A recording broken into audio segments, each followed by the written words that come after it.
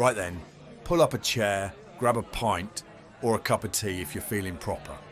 Because today's episode is about a man so backstabbing, so treacherously greasy, he made Brutus look like a loyal golden retriever.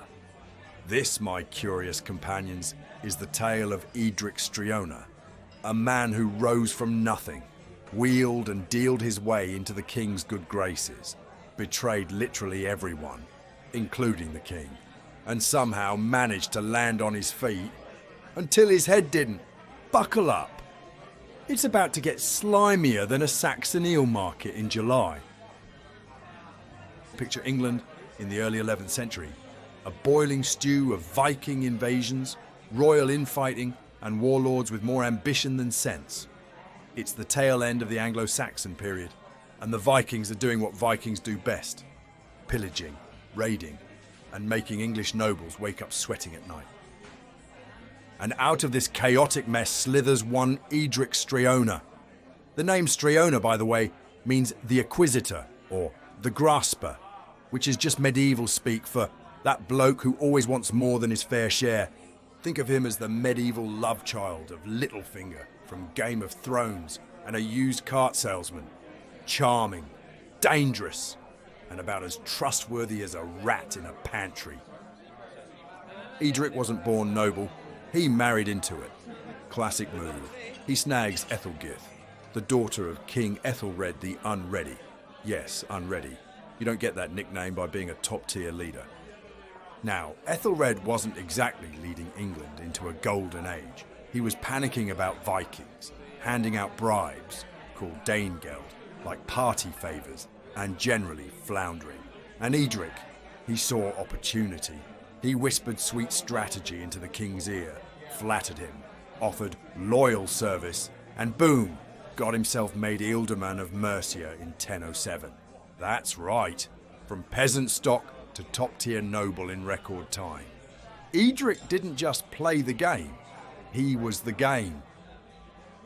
Now this is where things get twistier than a plate of Anglo-Saxon pretzels. The Danes, led by one swine Forkbeard, yes, his beard was legendary, were wrecking the place. Eadric, meanwhile, was whispering in King Æthelred's ear to negotiate rather than fight. Suspicious? Oh, absolutely. Because while the king was dithering, Eadric was, wait for it, secretly in talks with the Danes. Then, when swine took over the throne in 1013, Eadric switched sides, smooth as butter, tossed Æthelred under the ox cart and pledged loyalty to Swine and his son, Knut.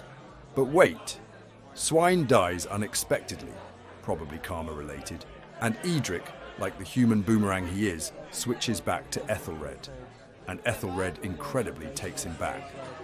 This is a man who could sell a hole in the roof as air conditioning. Now we hit 1015, and England is basically one bad hair day away from total collapse. Knut, Swine's son, is back with a vengeance and a Viking fleet the size of East Anglia. Eadric, in charge of Mercia's forces, joins Knut again. Yep, again. Then a Saxon noble named Edmund Ironside, the king's son and one of the few people who still gave a damn about resisting the Danes, rallies a force and fights back. Eadric naturally pretends to support Edmund. You can guess what happens. At the Battle of Asanden in 1016, Eadric betrays Edmund mid-battle, pulling his troops out at a crucial moment, basically handing the Danes the win. It's like showing up to a pub brawl, taking your mate's bat and handing it to the enemy with a wink. Let's imagine for a moment Eadric had actually stood firm with Edmund Ironside.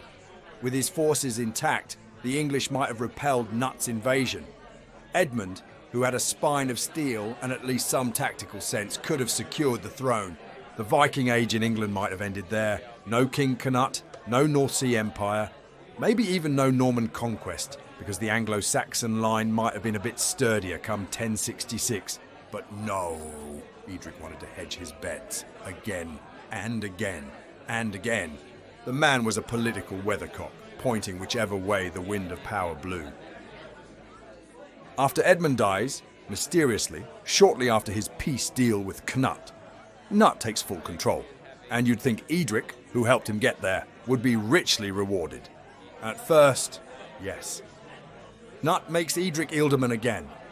And then the next Christmas, no joke, the very next Christmas, Cnut has him executed.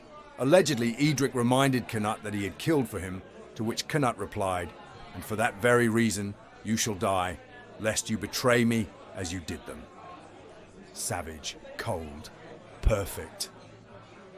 Nut had Eadric's head chopped off and thrown from the city walls. No poems, no burial pomp. Just a satisfying thud. Eadric's legacy was so toxic, even chroniclers centuries later couldn't resist throwing shade.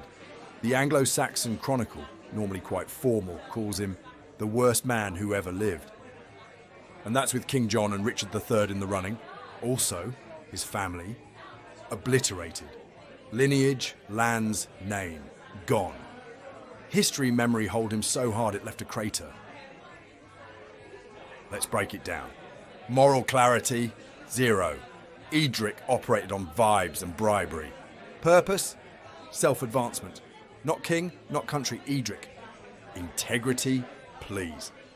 He changed sides more than a two-faced coin at a rigged carnival. But here's the strategic kicker. His moves worked. Until they didn't. He navigated chaos better than anyone, like a snake in a bonfire that somehow never got scorched. Until Cnut lit the final match. Eadric saw the game as a ladder, not a legacy. And that's why history buried him under the Do Not Resurrect list. Eadric Streona is the textbook case of cunning without conviction. A man so wrapped up in playing both sides he forgot what side he was even on. He didn't build, he didn't rule, he schemed, and he paid for it.